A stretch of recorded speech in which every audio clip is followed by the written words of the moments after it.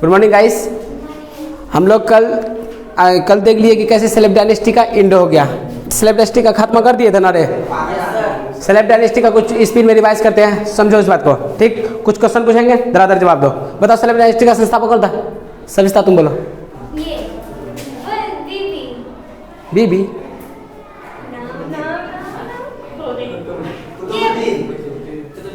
बताओ यार। नफीस टेबल देखो क्या था? कुतुबुद्दीन ऐबक। रियल फाउंडर कौन था? आता Who was the real founder of Celeb Dynasty? Iltutmish. तो इतना नहीं बोला जाता है? दिमाग खराब कर रही है। पढ़ाई करते ठीक से बोलो रे। कुव्वतुल इस्लाम मस्जिद कौन बनवाया था? राजा बोलो ना। कुव्वतुल इस्लाम मस्जिद कौन बनवाया था? कुतुबुद्दीन ऐबक। किसके लिए? बख्तियार काकी के लिए। वेरी गुड, बैठ रे। ज्यादा नौटंकी मत करो, क्लास शुरू हो गया, समझे? यार रुबा बोलते रहे। इल्तुतमिश का बेटी का नाम क्या था? तो इतने तो बोलने इतना शर्माए।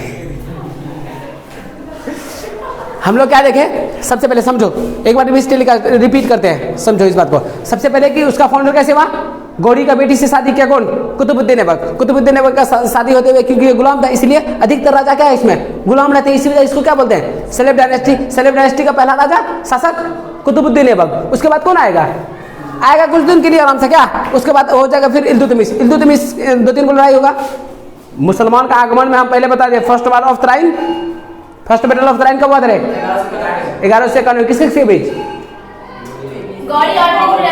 गौरी और पृथ्वीराज चौहान। Well done. तो बात को समझो। उसके बाद 1192 हुआ। पहले गौरी हार जाएगा, फिर गौरी जीतेगा, फिर गौरी के जीतने बाद चंदवार का युद्ध होगा। होते होते किसी तरह से सेलेब डायनेस्टी का स्थापना हो गया। दिल्ली सल्तनत कहाँ से शुरू हुई? सेलेब डायनेस्टी से। लेकिन सेलेब डायनेस्टी का फाउंडर कौन है? Qutubuddin Aibak. But real founder कौन है?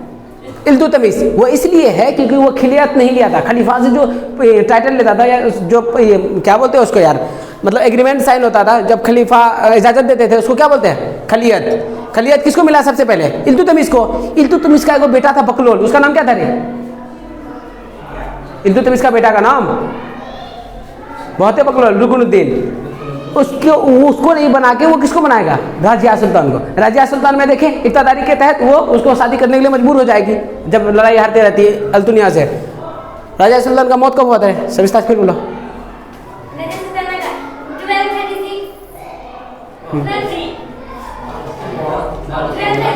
रिवाइज करते हो? 1240। तो कौन बोलेगा फिर? एक बात में बोलो। हाँ 12। हम उसका टाइमिंग नहीं बताए, जब बताएंगे शासन पीरियड तब। ये इतना तो थोड़ा सा दिमाग रखो, इतना गोलगप्पा मत खाओ। देख नहीं रहे हो कितना बढ़िया बढ़िया दिमाग है? एग्जाम्पल तुम्हारे सामने है। दिमाग रहता तो ऐसे करता? सोच लो। चलो खैर, हम लोग कल क्या देख लिए? लास्ट में कैकोबाद स्ट्रोक से बढ़ेगा। कैकोबाद के बाद कौन आएगा? शमसुद्दीन क्यूमर्स। बाद में याद रखो, सबसे अंतिम शासक कौन है? शमसुद्दीन क्यूमर्स। उससे पहले कौन था? कैकोबाद। 87 से 90 तक। 90 में कौन आया? शमसुद्दीन क्यूमर्स। बकलोल था। बकलोल को कौन मारा? जलालुद्दीन फिरोज खिलजी। तो वहीं से क्या हुआ? खिलजी डायनेस्टी।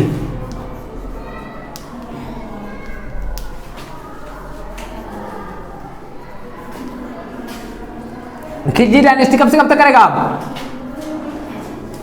1290 से 1320।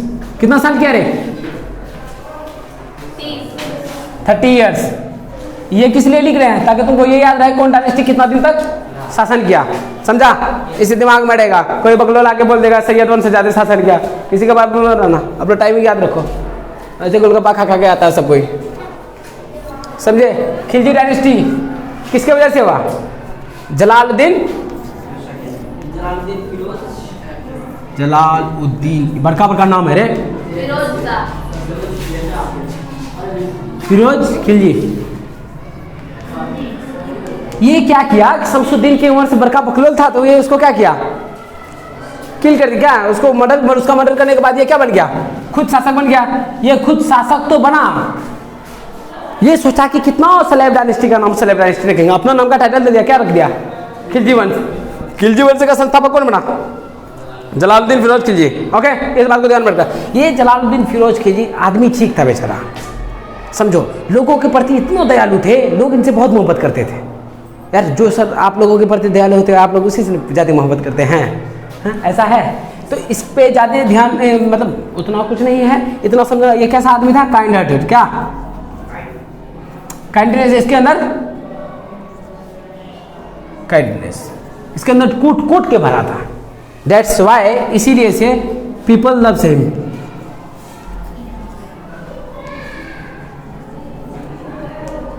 लोग इनसे बहुत प्यार करते थे। यार तुम जिसके प्रति, जानवरों को अगर प्यार दोगे ना, जानवर भी तुमको प्यार देगा। प्रजा कौन है? प्रजा तो इंसान है। अगर प्रजा के प्रति वो अपना मोहब्बत जताएगा, कोई भी शासक जनता के प्रति अपना बढ़िया भाव रखेगा, क्या बढ़िया से बातचीत करेगा, तो सोचेगा कितना बढ़िया राजा है, हमसे बातचीत करता है, अच्छा से पेश आता है हमारे सामने। तो ये क्या है? काइंड हार्टेड पर्सन है, बेचारा बहुत दयालु आदमी था। लेकिन हर घर में एगो सांप पैदा हुई जाता है। अभी देखना, ये भारत का साउथ इंडिया को जीतने के लिए सोचेगा। साउथ इंडिया में भारत का ये वाला हिस्सा, एक बात बताओ, साउथ इंडिया है क्या आखिर? है कि नहीं? समझो इस साउथ इंडिया को। साउथ इंडिया में हम लोग क्या देखते हैं? गुजरात से शुरू होता है, इधर वेस्ट बंगाल तक क्या है? बात को समझना, यहां से वहां तक कोस्टल एरिया है, समुद्र के किनारे है।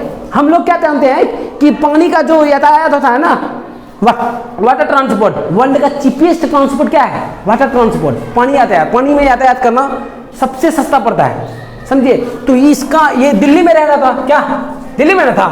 दिल्ली से इनको लगता है कि हमें साउथ इंडिया जीतना चाहिए, तो साउथ इंडिया के लिए ये किसको भेज देगा? अलाउद्दीन को। अभी बता रहे हैं अलाउद्दीन कौन है। अलाउद्दीन के बारे में तो ही पढ़ेंगे सबसे ज्यादा। अलाउद्दीन खिलजी,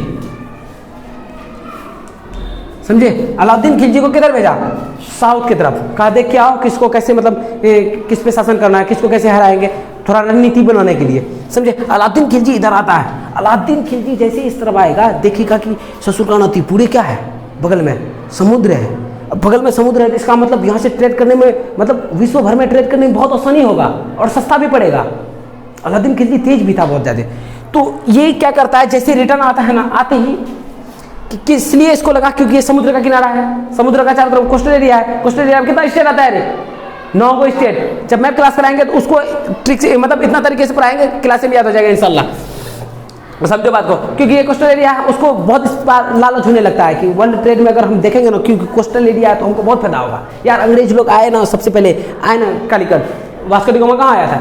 केरल के कालीकट में। उसके बाद आएगा ना, सब कोस्टल एरिया में अपना एयरपोर्ट बनाएगा मुंबई में, जापानीज क्या, उसके बाद वो मद्रास, सब कोई कहाँ बना रहा है? कोस्टल एरिया में, समुद्र के किनारे। सबको पता है कि समुद्र के बगल से अगर, मतलब बगल में अगर हम अपना पोर्ट बनाते हैं, किला बनाते हैं ना, तो हमको ट्रेड करने में बहुत आसानी होगी।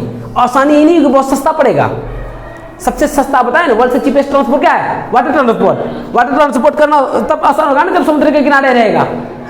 तो अलाउद्दीन खिलजी को अब ललक आने लगा। ये गया वापस, जब ये रिटर्न आया साउथ इंडिया से, ये क्या किया? अपना चाचा को, चाचा in the sense Alauddin Firoz Khilji, बड़का नाम था, बल्ले मार दिया। ये उसको क्या करेगा? अलाउद्दीन खिलजी में समझते हैं अलाउद्दीन है क्या? ये उसका क्या है? भतीजा, ठीक। उसका सेनापति, ठीक, क्योंकि भतीजा था तो सेनापति बना दिया। सेनापति था ही, और एक और नया रिश्ता जुड़ता है, उसका बेटी से शादी करता है, मतलब चचेरी बहन से। मुसलमानों में चचेरी बहन से शादी करना जायज़ है, सिर्फ आप उससे शादी नहीं कर सकते जो कि अपना खून हो। अपना खून उसमें इसको माना जाता है, जैसे जिस माँ का दूध तुम पिए हो, उस माँ का दूध अगर कोई और पी लिया, गलती से कोई और भी पी लिया, तुम उससे शादी नहीं कर सकते। ऐसा होता है ना, एक साथ कई और बच्चा जन्म देती, हो सकता है कोई जन्म देते देते मर गई, हो सकता है तुम्हारा अम्मी उसको दूध पिला दी हो, तुमसे शादी नहीं कर सकते। उसके अंदर किसका खून गया? अपना खून। लेकिन चचेरी बहन से कर सकते हो। चचेरी बहन में क्या दिक्कत है? वो अम्मी का दूध थोड़ी खाया होता है। ये उसका अब क्या बन जाएगा? सन्नी लो भी बन जाएगा, दामाद भी बन गया। अब एक नया रिश्ता क्या जुटा? मर्डरर, हत्यारा। बताओ, भतीजा भी उसी का, दामाद भी उसी का, हत्यारा भी उसी का। कितना भयंकर रिश्ता है, कितना बड़ा बड़ा रिश्ता है कि नहीं?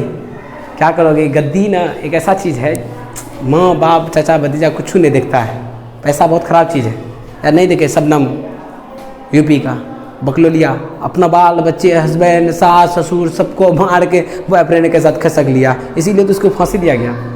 अदरवाइज क्या किया था? आज तक संविधान में किसी महिला को फांसी नहीं दी गई इंडियन हिस्ट्री में, मतलब किसी को आज तक इतिहास गवाह है कि कोई महिला को फांसी नहीं दिया गया, लेकिन शबनम को दिया, बल्ले दिया, बकलोल।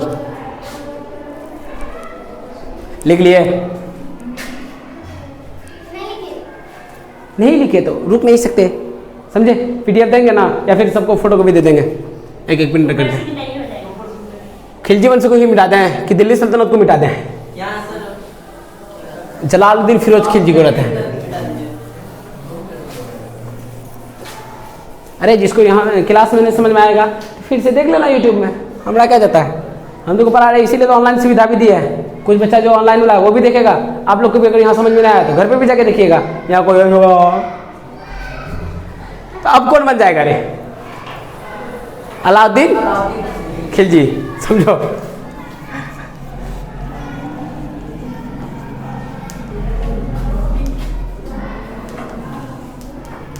ये रहेगा 1296 से 1316 तक, बड़ा हरामी रहेगा। इस पे जो पढ़ेंगे ना तो अभी देखेंगे, अभी तक जो इल्तुतमिश पढ़े हैं, इल्तुतमिश के बाद बलबन पढ़े हैं, बलबन में थोड़ा ज़्यादा टॉपिक था, लेकिन इसमें बहुत ज़्यादा पॉइंट्स रहेगा, इस पे गौर से पढ़ना। अगर इसको अभी नहीं समझे ना, मेरी क्लास में नहीं समझे ना, हमको शायद ये नहीं लगता तुम किसी क्लास में समझ पाओगे। हाँ तो नहीं लगता तुमको? नक्शा को रहने देते हैं, अभी नक्शा पूरा बनाना पड़ेगा, बहुत ज़्यादा बड़ा मजबूरी है, क्योंकि अलादीन को पुराने में नक्शा फिक्स है। बात को समझो, अलादीन खिलजी को एंट्री मरवा दिया, क्यों ये शासक बना? क्योंकि ये अपना चाचा को मार दिया था। उसके बाद ये बना, ये बनते ही सबसे पहले समझना, ये जैसे राजा बनाना है, 4 को नया नया पॉलिसी लाया, चारों पॉलिसी को बारे में पढ़ते हैं, 4 पॉलिसीज।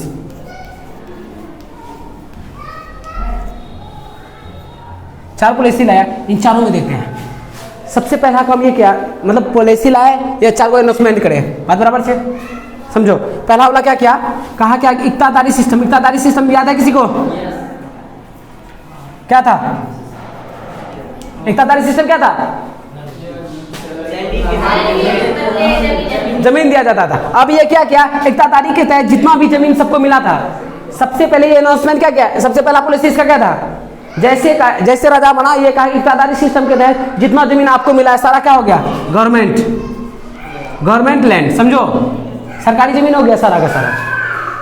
किसने लाया? सबसे पहला अनाउंसमेंट किसका था? अलादीन खिलजी का, कि भैया जितना भी जमीन मिला है इक्तादारी के तहत, ये सारा क्या हो जाएगा, गवर्नमेंट हो जाएगा। दूसरा वाला क्या, आदमी ठीक भी था, अल्कोहलिक सब्सटेंस मीन्स नशा से रिलेटेड जितना भी चीज था जिससे नशा होता हो सब पे बैन लगा दिया। नीतीश चाचा नहीं लगाया है, ये बकलोल, सरकार को तो बकलोल नहीं बोल सकते, फालतू में सब सोचेगा सरकारी की बेइज्जती करना, नहीं लगाया। शराब में तो बैन लगा दिया, इसको पता ही नहीं कि भारत में, बिहार में बहुत ज़्यादा शराब बिक रहा है, अगल बगल में नहीं है रे, इधर शराब बिक रहा है, उधर बिक रहा है, बंगाल में बिक रहा है, क्या यूपी में बिक रहा है, हर जगह बिक रहा है, बगल से लूल मारिए लेगा, घरे में खाना बंद किया है। तो अलाउद्दीन खिलजी किसको बंद करवाया था? जितना भी नशा वाला नशीली पदार्थ था, नशा जिससे भी होता हो, सारा को क्या कौन बंद किया? अलाउद्दीन खिलजी। अलाउद्दीन खिलजी सब, और एक और काम किया, बहुत बेहतरीन काम, कहा कि छोटा मोटा फेस्टिवल, समझ लो, छोटा फेस्टिवल सबको, कहा कोई छोटा मोटा त्यौहार नहीं मनाएगा। इससे पहले भी छोटा मोटा त्यौहार मनाने के लिए मना किया था इतिहास में, एंशिएंट में कौन मना किया था? अशोक, याद रखना। अशोक क्या कहा था, छोटा मोटा त्यौहार मनाने का कोई फायदा नहीं, कोई नहीं मनाएगा, अशोक बन गया था। उसके बाद आगे कौन किया फिर से? अलाउद्दीन खिलजी। अलाउद्दीन खिलजी ये भी कहा जितना भी अमीर आदमी है आज के बाद बैठ के मीटिंग नहीं करेगा, rich people doesn't meet together.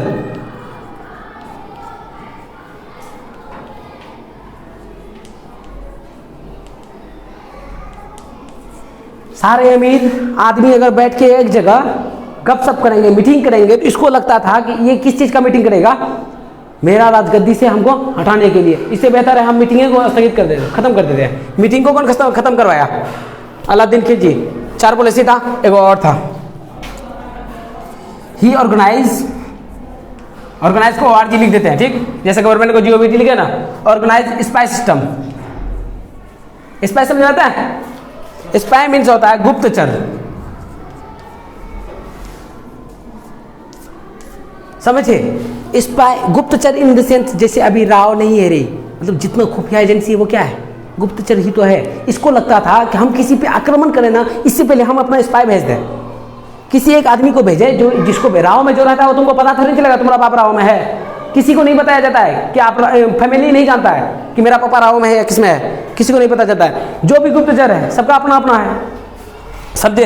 तो ये स्पाई ऑर्गेनाइज किया इसलिए क्योंकि जिस पे आक्रमण करने जाता था पहले वहाँ अपना किसको भेजता था, किसी एक स्पाई को, समझो गुप्तचर से किसी एक आदमी को भेजा, सारा जानकारी लिया कहाँ पे कितना सैनिक रहता है, सब कुछ। तुम्हारे घर पे कभी आक्रमण करने जाएगा तो चोरवा पहले ताल वहाँ लगाएगा ना, पैसा कहाँ रखता है, कहाँ सविस्ता रहती है, हार कहाँ रखती है, ये सब कुछ जानबूझ के न जाएगा। उसके बाद जाके एक चक्कू लेके जाएगा, हो सकता है गला काट दे, गला छोड़ दे, लेकिन हार लूट के लेके आएगा कि नहीं।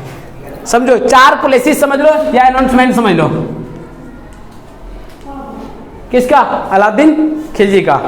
बात को समझो रे, ज्यादा मुस्कुराओ मत, ये को सवाल दे सब मुस्कुराहट खत्म हो जाएगा। इसीलिए बोलते लड़की समझ भी पकड़ो ले, जब पढ़ा रहे तभी हंस रही है। इधर ध्यान दो, 4 पॉलिसी या फिर फॉरेन इन्वेस्टमेंट। फॉरेन इन्वेस्टमेंट में क्या था, इक्तादारी के तहत जितना भी जमीन मिला सारा का सारा गवर्नमेंट हो गया, मीन्स सरकारी हो गया।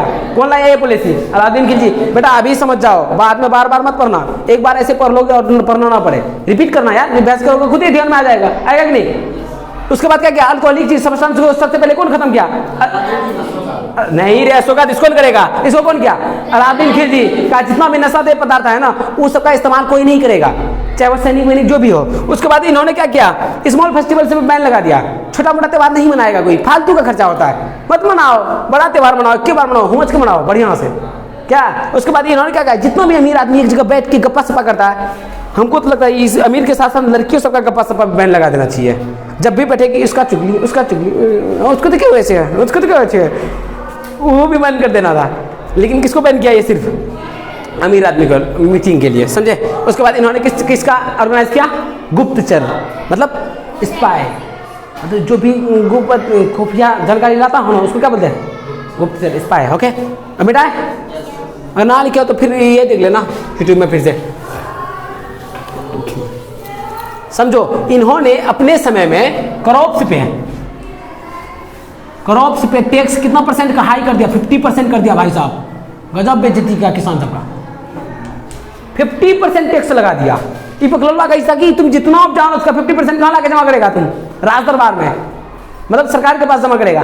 ऐसे भी सरकार जाती किससे चलती है, टैक्स से। रे तुम दोनों दूर दूर रहते हो, लड़की सबके तरह, लड़का है डाउट हो रहा है उधर था, गजबी है। एक बार बोले दूर दूर बैठो, ये क्या करा काना फूसी, लड़की सबका काम है बकलोल, छी रे छी।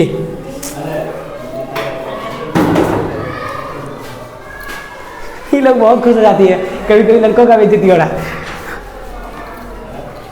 लिखेगा ना, हमको पता है तुम ज्यादा जानता है ना, अभी देख लेना बेटा कितना ज्यादा जानते हो, बाद में फिर से देखना। क्या फॉरेन इन्वेस्टमेंट पढ़ लिया, उसके बाद क्या देखे, फॉरेन इन्वेस्टमेंट उसका क्या था, इक्तादारी सिस्टम कहते हैं, जितना भी जमीन दिया था वो क्या हो गया, गवर्नमेंट हो गया। लेकिन उसमें एक गड़बड़ी हो गया, जितना जमीन इक्तादारी के तहत मिला था उसमें एक और मिला, निजाम ख्वाजा निजामुद्दीन चिश्ती। निजामुद्दीन का दरगाह कहाँ है, अबे दिल्ली में ख्वाजा निजामुद्दीन नहीं है, दुनिया का सारा मुस्लिम मीटिंग वीटिंग कहाँ करता है आके, दिल्ली के निजामुद्दीन में। निजामुद्दीन औलिया के बारे में नहीं सुना है, तो जब ये निजामुद्दीन औलिया के पास गए ना अपना फौजी लेके, कह रहे अनाउंसमेंट का उसके ऊपर हो, तो किसके पास गया था, निजामुद्दीन औलिया के पास। अरे यार ये आया था, क्या बोलते हैं, लॉकडाउन लगा था तो पहले बदनाम कौन हो रहा था, निजामुद्दीन वाला को ही तो बदनाम कर रहा था कि कोरोना सबसे ज़्यादा कौन फैला रहा है, जमाती सब। निजामुद्दीन में सबसे ज़्यादा कौन रहते हैं, जमाती सब ही तो रहते हैं। तो निजामुद्दीन के पास जैसे गया ना, निजामुद्दीन औलिया के पास, तो इन्होंने अपने सिपाही से कहा अरे फरमान पढ़ो। फरमान जारी कितना किया था, 4 को फरमान जारी किया था। फरमान में पहला वाला क्या था, इक्तादारी के तहत जिसको जितना जमीन मिली है सारा जमीन क्या हो जाएगा, गवर्नमेंट हो जाएगा, सरकारी हो जाएगा। लेकिन ये बोल जैसे पढ़ाना तो निजामुद्दीन उधर से बोले अलाउद्दीन तुमको पता होना चाहिए हमारे घर में कितना का दरवाजा है, 10 गो, तुम एक से घुसेगा ना, हम 9 में से किसी एक से निकल लेंगे, लेकिन तुमको जमीन ले देंगे बेटा। अलाउद्दीन को लगा कि धार्मिक गुरु है, निजामुद्दीन औलिया पे कोई बात आती है तो मतलब सब मुसलमान खड़ा हो जाते हैं, सबको लगता है हमारे ऊपर आ रहा है। तो लगा कि तभी भी ऐसा बहुत बड़ा ओहदा था निजामुद्दीन औलिया साहब का। तो क्या था कि जैसे उस पर बात आ रहा था ना, सब मुसलमान खफा हो रहा था। अलाउद्दीन को लगा कि हम खुद ही मुसलमान हैं, अलाउद्दीन है ना, समझो इस बात को, वो जाके खलीफा से खलीफत लिए भी थे, मानते भी थे, लेकिन उनका यही मानना था हमारे ऊपर कोई भी मुस्लिम लॉ, मतलब रिलीजियस लॉ,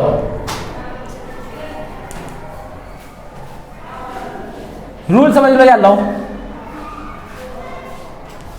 कोई लॉ हमारे ऊपर एप्लीकेबल नहीं है, हम किसी भी धार्मिक कानून को नहीं मानेंगे। बट ये जाके खलीफा से क्या लिए थे? खलीयत ले चुके थे। खलीयत बताया था, खलीफा से जो इजाजत लेता है उसको क्या बोलते हैं? खलीयत बोलते हैं ना। तो इन्होंने कहा था कि मेरे ऊपर कोई धार्मिक कानून नहीं लगेगा भाई। ऐसे भी मुसलमानों में बहुत कट्टर कट्टर कानून था। क्या था ये? खुद मुसलमान थे, इनको लगा कि अगर धार्मिक कानून इतना अयासी कैसे कर पाएंगे, अयासी करना इसका तो बहुत बड़ा पैसा था। अभी देखेंगे थोड़ा देर में कैसे पद्मावती के पीछे पागल हो जाएगा, बरका का युद्ध करेगा। वो क्या है, एक महारानी रहती है, जैसे किसी और का प्रॉपर्टी पे अपना नजर लगाता है, गधा है एक नंबर का, समझे। रिलीजियस लॉ को पहले नहीं मानने वाला पहला शासक कौन है? अलाउद्दीन खिलजी। इन्होंने कहा कि मैं किसी भी मतलब धार्मिक कानून को नहीं मानूंगा। इसके तहत वो जब इक्तादारी सिस्टम को खत्म करके गवर्नमेंट जमीन क्या ना निजामुद्दीन के पास गया, निजामुद्दीन कह रहा है बखला तुमको पता है हमारे घर में कितना कोतरा हो जाए, 10 गो, एक गो से आक्रमण करेगा तो हम कितना निकल जाएंगे, 9 में से किसी एक से निकल लेंगे, लेकिन जमीन तुमको नहीं देंगे। इसको भी लगा कि ज़्यादा पंगा लेना फायदा नहीं है। जनता गुस्सा गया तो बैंड बजा देगा। क्या? जब बच्चा सबको मास्टर खूब मारता है हुमज हुमज के, बच्चा सबको डर लगता है कभी मास्टर कोई भयंकर गलती कर ले, ऐसा गलती करे कि बच्चा को मौका मिले हाथ सफाई करने का। क्या तूने नहीं मारा कभी कोई सर को? एक गड़बड़ सरबड़ हम लोग का इसमें स्कूल में मामला हुआ था, हुमज के भरपूर टांग पड़ा था सर को। पढ़ना भी चाहिए, आपके साथ भी होगा तो देखिए कोई भी चीज़ लिमिट से जब बाहर हो जाएगा ना भरपूर टांग मारना चाहिए। तो इसको लगा के सलाह हम राजा है, आज तक तो प्रजा पे हुक्म किए हैं, लेकिन गड़बड़ी सरबड़ी से प्रजा अगर गड़बड़ा गया ना तो हमारा बवाल हो जाएगा। हो सकता है कि नहीं? ये किसको मारा? अपना चाचा को मार के खुद ही गद्दी में बैठा था। उसको डर नहीं लगेगा? भयंकर डर लगेगा भाई साहब, क्यों नहीं लगेगा? डरना भी चाहिए। लकलोल के ही ये पूरे मिटा एक साथ समझाएंगे। टैक्स के बारे में पढ़ा रहे थे ना, क्रॉप में कितना % टैक्स लगाया? 50% लगाया कि नहीं? उसके बाद इसको पहली बार इक्तादारी के तहत कौन वापस करवाया? निजामुद्दीन। क्या निजामुद्दीन औलिया कह रहे हैं बकलोल तुमको नहीं पता रहे, हमने घर में इतना अब सोचो यार, वापस करवा दिया। अच्छा किया, नहीं करा था तो अभी मस्जिद पता नहीं रहते कि नहीं रहते। क्या निजामुद्दीन औलिया देखे करोड़ पे कितना टैक्स लगाया? 50%। इसके वक्त में टैक्स को पढ़ते हैं कि कुल कितना टैक्स लगाए थे। हम लोग जब शुरू में पढ़े थे पहली क्लास में, हम लोग उसमें क्या था कि मोहम्मद बिन कासिम आया ना तो जजिया टैक्स लगाया। जजिया टैक्स को कोई खत्म नहीं कर रहा है, सब अपने इसमें जजिया टैक्स को चला रहा है। अभी देखेंगे वीडियो।